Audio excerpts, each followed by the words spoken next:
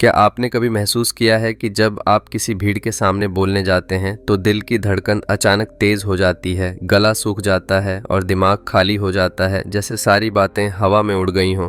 क्या आपने कभी चाहा है कि आप जब भी कुछ बोलें तो सामने वाले आपकी बातों में खो जाएं, आपकी हर बात को ध्यान से सुनें और आपकी तारीफ करें? क्या आपने कभी सोचा है कि अगर आपके पास वो मैजिक पावर आ जाए जिससे आप अपनी बातों से किसी का भी दिल जीत सकें तो जिंदगी कितनी बदल जाएगी?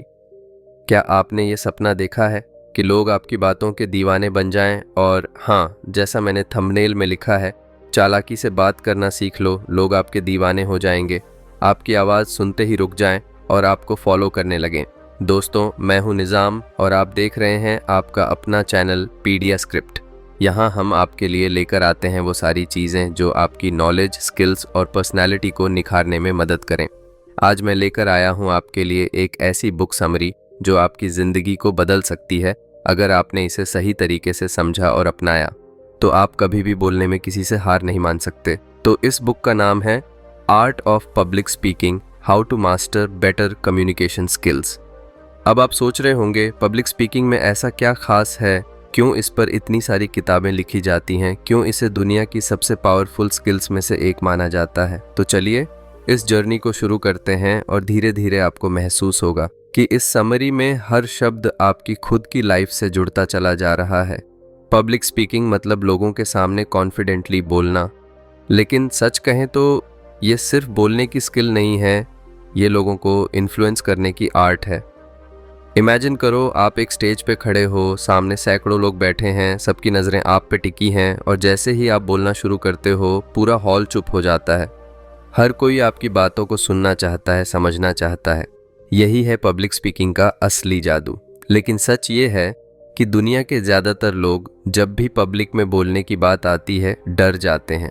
उनका डर इतना गहरा होता है कि वो सामने ऑडियंस को देखकर जम जाते हैं। कहते हैं पब्लिक स्पीकिंग का डर मौत के डर से भी ज़्यादा बढ़ा है। हाँ, ये सच है। लेकिन अच्छी बात यह है कि ये स्किल सीखी जा सकती है और इस किताब में स्टेप बाय स्टेप आपको वही रास्ता बताया गया है। अब आप सोच रहे होंगे कि अच्छा स्पीकर बनने के लिए क्या ज़रूरी है। सबसे पहले समझ लो, अच्छा बोलना सिर्फ वर्ड्स का खेल नहीं है, बल्कि इमोशंस, कॉन्फिडेंस और बॉडी लैंग्वेज का भी कॉम्बिनेशन है। किताब कहती है कि सबसे पहले हमें अपने अंदर से ये डर निकालना होगा। जब भी आप स्टेज पे कुछ खड़े होते हो तो आपको लगता है लोग आपको जज करेंगे, लेकिन सच तो ये है कि लोग उतना जज नहीं करते जितना आप सोचते हो। ऑडियंस आपकी मिस्टेक्स भूल जाती है, लेकिन आपकी एनर्जी, आपकी ऑनेस्टी और आपकी क्लैरिटी याद रखती है। अब बात करते हैं कम्युनिकेशन की। अच्छा कम्युनिकेटर वही है जो अपनी बातों को सिंपल और रिलेटेबल तरीके से सामने रखे। एग्जाम्पल के लिए, मान लो आप किसी को बहुत टेक्निकल लैंग्वेज में समझाने लग गए तो ऑडियंस बोर हो जाएगी, लेकिन अगर वही बात आप एवरीडे एग्जाम्पल्स के साथ बोलो तो लोग कनेक्ट करेंगे। यही है कम्युनिकेशन का असली गेम। किताब में एक बहुत ही मज़ेदार बात कही गई है, लोग आपके वर्ड्स कम लेकिन आपकी इमोशंस ज़्यादा याद रखते हैं। आप कैसे बोलते हो, आपका बोलने का टोन कैसा था, आपकी आंखों में कॉन्फिडेंस था या नहीं, आपने हाथों से इशारे किए या नहीं, ये सब ऑडियंस के दिल में छप जाता है। और हाँ, एक और चीज़, स्टोरी टेलिंग। पब्लिक स्पीकिंग में सबसे पावरफुल टूल है कहानी सुनाना। जब आप किसी कॉन्सेप्ट को ड्राई और बोरिंग तरीके से समझाते हो तो लोग भूल जाते हैं, लेकिन जब आप उसी कॉन्सेप्ट को एक कहानी में बदल कर सुनाते हो तो लोग उसे सालों तक याद रखते हैं। जैसे बचपन में हमारी दादी नानी कहानियाँ सुनाती थीं और आज भी वो बातें हमें याद हैं। तो अगर आप अच्छा स्पीकर बनना चाहते हो तो अपनी बातों को कहानियों में पिरोना सीखो, ऑडियंस को फील कराओ कि वो भी आपकी कहानी का हिस्सा है। अब हम बात करते हैं प्रैक्टिस की। ये किताब कहती है कि अच्छा स्पीकर बनने के लिए सिर्फ नॉलेज होना काफ़ी नहीं है, प्रैक्टिस करना ज़रूरी है। इमेजिन करो, अगर कोई क्रिकेट प्लेयर सिर्फ रूल्स पढ़ ले लेकिन कभी मैदान में प्रैक्टिस ना करे तो क्या वो अच्छा प्लेयर बन सकता है? बिल्कुल नहीं। इसी तरह पब्लिक स्पीकिंग में भी बार बार बोलना पड़ेगा। आप मिरर के सामने प्रैक्टिस कर सकते हो, अपनी वॉइस रिकॉर्ड कर सकते हो, दोस्तों के बीच बोल सकते हो। धीरे धीरे आपके अंदर से डर निकल जाएगा और कॉन्फिडेंस आ जाएगा। एक और बड़ी चीज़ है प्रिपरेशन। स्टेज पर जाने से पहले आप जितनी अच्छी प्रिपरेशन करोगे उतना ही कॉन्फिडेंट महसूस करोगे। प्रिपरेशन का मतलब सिर्फ कंटेंट याद करना नहीं है, बल्कि ये समझना है कि आपको किस ऑडियंस से बात करनी है उनकी नीड्स क्या हैं और आप अपनी बातों को कैसे इंटरेस्टिंग बना सकते हो। अब किताब में एक बहुत ही इंपॉर्टेंट बात कही गई है, आपकी बॉडी लैंग्वेज। आप चाहे जितनी अच्छी बातें बोल लो, अगर आपकी बॉडी लैंग्वेज वीक है तो ऑडियंस कनेक्ट नहीं करेगी।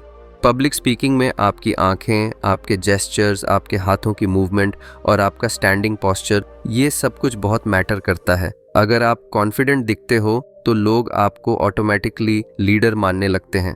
पब्लिक स्पीकिंग सिर्फ स्पीच देने का नाम नहीं है, बल्कि ये एक आर्ट है जिससे आप लोगों के दिल जीतते हो। आप अपनी बातों से किसी को इंस्पायर कर सकते हो, मोटिवेट कर सकते हो या किसी का पूरा सोचने का तरीका बदल सकते हो। यही वजह है कि इतिहास के सबसे बड़े लीडर्स, चाहे वो महात्मा गांधी हों, मार्टिन लूथर किंग हों या फिर अब्राहम लिंकन, सबके पास ये एक कॉमन स्किल थी और वो थी पब्लिक स्पीकिंग की ताकत। दोस्तों, अगर अब तक की इस ऑडियो बुक समरी से आपको कुछ भी सीखने को मिला हो, अगर ये आपको हेल्पफुल लग रही हो, तो इस वीडियो को लाइक, शेयर और सब्सक्राइब ज़रूर करना, क्योंकि आपका एक छोटा सा सपोर्ट हमें और भी अच्छे कंटेंट लाने के लिए मोटिवेट करता है। अब वापस आते हैं किताब पर। किताब में एक और चीज़ पर बहुत जोर दिया गया है और वो है सिंसेरिटी। ऑडियंस हमेशा ये फील कर लेती है कि आप जो बोल रहे हो उसमें सच्चाई है या सिर्फ दिखावा। अगर आपकी बातों में ऑनेस्टी है तो भले ही आपकी ग्रामर परफेक्ट ना हो, फिर भी लोग आपको पसंद करेंगे। लेकिन अगर आपकी बातों में ऑनेस्टी नहीं है तो चाहे आप कितने भी स्टाइलिश तरीके से बोलो, ऑडियंस आपसे जुड़ नहीं पाएगी। इसी तरह किताब कहती है कि आप अपनी वॉइस को भी इम्प्रूव कर सकते हो। वॉइस मॉड्यूलेशन यानी अपनी आवाज़ को सही तरीके से यूज़ करना। इमेजिन करो, अगर आप पूरी स्पीच मोनोटोन में बोलो तो ऑडियंस बोर्ड हो जाएगी। लेकिन अगर आप अपनी आवाज़ को कभी हाई, कभी लो, कभी फास्ट, कभी स्लो करते हो तो ऑडियंस आपकी बातों को बड़े ध्यान से सुनेगी। आपकी आवाज़ में उतार चढ़ाव आपके वर्ड्स को और पावरफुल बना देता है। और हाँ, किताब ये भी सिखाती है कि मिस्टेक्स से डरना नहीं है। जब आप बोलते हो सकता है आपसे गलती हो जाए, लेकिन ऑडियंस ज़्यादातर आपकी गलती पर ध्यान नहीं देती, वो आपकी ओवरऑल एनर्जी और कॉन्फिडेंस पर ध्यान देती है। इसलिए कभी भी गलती होने पर पैनिक मत करो, कामली सिचुएशन हैंडल करो।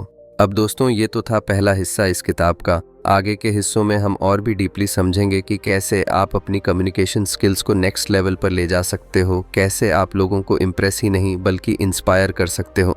लेकिन उससे पहले मैं आपसे एक छोटी सी रिक्वेस्ट करना चाहता हूँ। अगर आपको इस ऑडियो बुक समरी से फ़ायदा हुआ है, अगर आपको ये एंगेजिंग लगी है, तो प्लीज़ लाइक और शेयर करना मत भूलना और कमेंट्स में ज़रूर बताना कि आप किस टॉपिक पर अगली बार वीडियो देखना चाहते हो, क्योंकि अगली बार का वीडियो मैं आपके सजेशन के आधार पर बनाऊंगा। पब्लिक स्पीकिंग की वो जादुई आर्ट जो आपकी ज़िंदगी बदल सकती है। पिछले हिस्से में हमने समझा कि कैसे स्टेज फियर से बाहर आना है, कैसे कॉन्फिडेंस बिल्ड करना है और कैसे अपनी बातों को ऑडियंस तक पहुंचाना है। अब इस दूसरे हिस्से में हम और गहराई से जानेंगे कि एक इफ़ेक्टिव स्पीकर बनने के लिए किन किन क्वालिटीज़ की ज़रूरत होती है और वो कौन से सीक्रेट्स हैं जो आपको भीड़ से अलग खड़ा कर देंगे। ज़रा सोचिए, अगर आप किसी भी टॉपिक पर बोलना शुरू करो और ऑडियंस खुद ब खुद चुप होकर आपकी हर बात सुनने लगे तो कैसा लगेगा। यही है वो आर्ट, और इसी आर्ट को मास्टर करने के लिए हमें कम्युनिकेशन को सिर्फ शब्दों का खेल नहीं बल्कि एक इमोशनल कनेक्शन समझना होगा। किताब में कहा गया है कि हर स्पीच, हर पब्लिक टॉक की शुरुआत बहुत मैटर करती है। आपकी शुरुआत ही तय करती है कि ऑडियंस आपको सुनेगी या इग्नोर कर देगी। इमेजिन करो, आप स्टेज पर गए और आपने बहुत डल तरीके से बोलना शुरू कर दिया, आज मैं आपको कुछ बताने आया हूँ, तो ऑडियंस बोर्ड हो जाएगी। लेकिन अगर आप शुरुआत में ही एक सवाल पूछो या कोई छोटा सा इंसिडेंट सुनाओ या कोई स्ट्रॉन्ग लाइन बोलो तो ऑडियंस की क्यूरियोसिटी तुरंत जग जाएगी। यही वजह है कि अच्छे स्पीकर्स हमेशा अपनी शुरुआत को इम्पैक्टफुल बनाते हैं। ऑडियंस के दिल पर पहला इंप्रेशन डालना सबसे ज़रूरी होता है। अब बात करते हैं कंटेंट की। किताब कहती है कि आपके पास नॉलेज जितना भी हो, उसे प्रेजेंट करने का तरीका ही आपकी पहचान बनाता है। नॉलेज होना ज़रूरी है, लेकिन उससे भी ज़्यादा ज़रूरी है कि आप उस नॉलेज को सिंपल और रिलेटेबल बनाओ। ऑडियंस को ऐसा फील कराओ कि आप उनसे ही बिलोंग करते हो। यही रिलेटेबिलिटी आपकी सबसे बड़ी ताकत है। पब्लिक स्पीकिंग में एक और बहुत ज़रूरी फैक्टर है पैशन। अगर आप खुद अपनी बातों को लेकर एक्साइटेड नहीं हो तो ऑडियंस क्यों होगी। इमेजिन करो, आप किसी टॉपिक पर बिना इंटरेस्ट के बोल रहे हो तो आपकी आवाज़, आपका टोन सब डल लगेगा। लेकिन अगर आप जेन्युइनली पैशनेट हो तो वो एनर्जी आपकी आवाज़ और आपके जेस्चर्स से ऑडियंस तक पहुंच जाएगी और ऑडियंस उस एनर्जी से कनेक्ट करेगी। अब किताब में एक बहुत गहरी बात कही गई है, स्पीकर वही अच्छा होता है जो पहले अच्छा लिसनर हो। ये बात शायद सुनने में सिंपल लगे लेकिन बहुत पावरफुल है।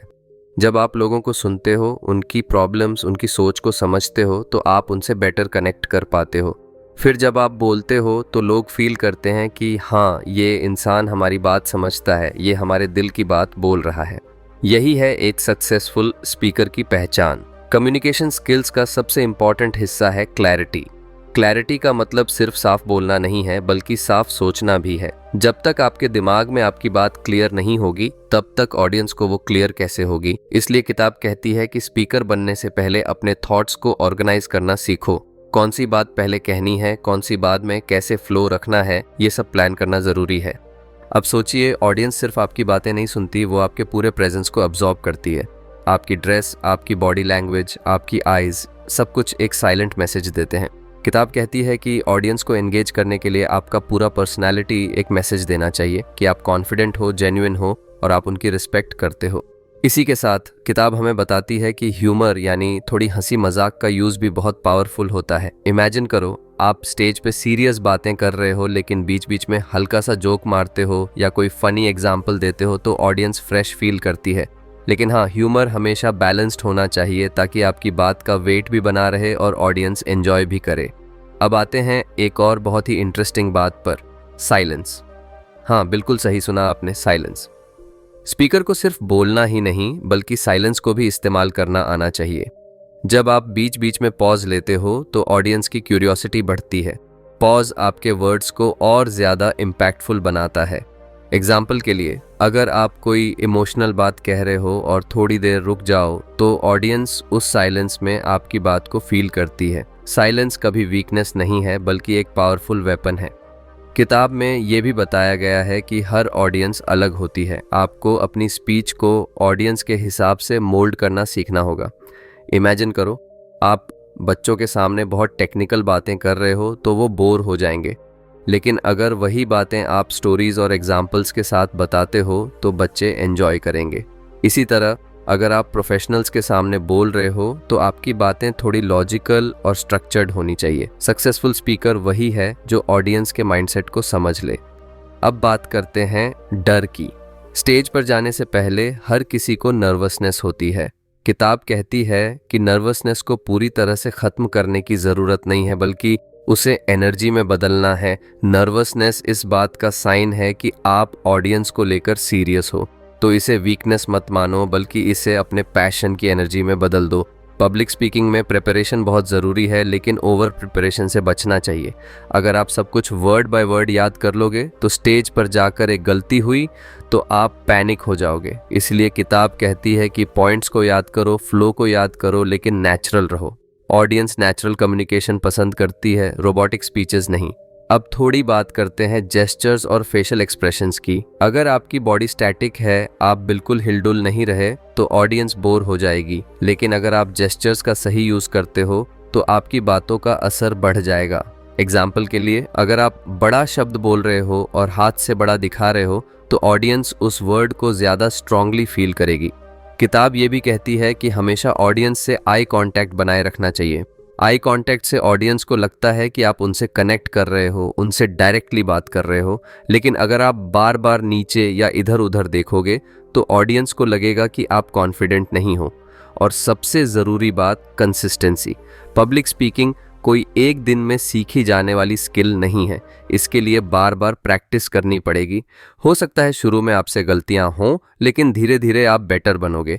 हर बार स्टेज पर जाना, हर बार बोलना आपको अगले लेवल तक ले जाएगा।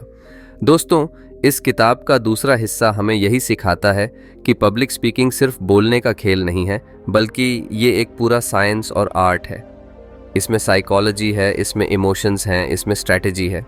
अगर आपको अब तक इस ऑडियो बुक समरी से कुछ वैल्यूबल मिला हो, अगर आपने कुछ नया सीखा हो, तो इस वीडियो को लाइक और शेयर करना मत भूलना। आपका छोटा सा फीडबैक हमारे लिए बहुत बड़ी मोटिवेशन है। और कमेंट्स में ये भी बताना कि अगला वीडियो आप किस टॉपिक पर देखना चाहते हो।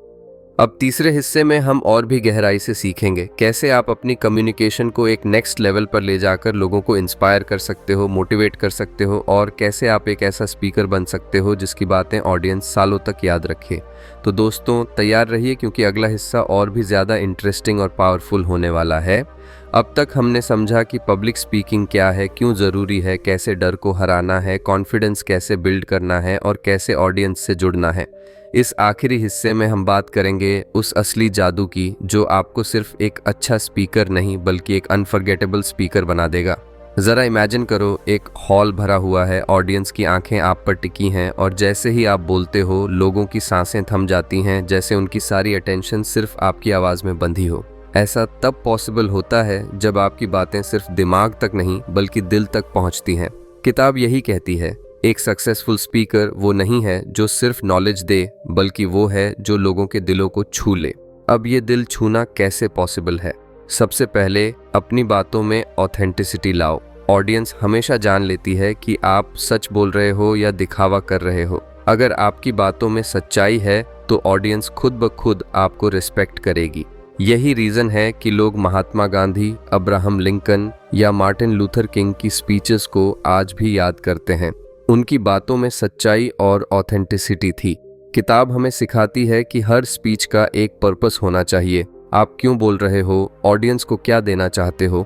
अगर आपके वर्ड्स का कोई क्लियर पर्पस नहीं है तो वो हवा में खो जाएंगे, लेकिन अगर आपके वर्ड्स का पर्पस है तो ऑडियंस उन वर्ड्स को अपने दिल में जगह देगी। एक और सीक्रेट है रेपिटेशन। जब आप किसी इंपॉर्टेंट बात को बार बार अलग अंदाज में दोहराते हो तो ऑडियंस के दिमाग में वो बात बैठ जाती है।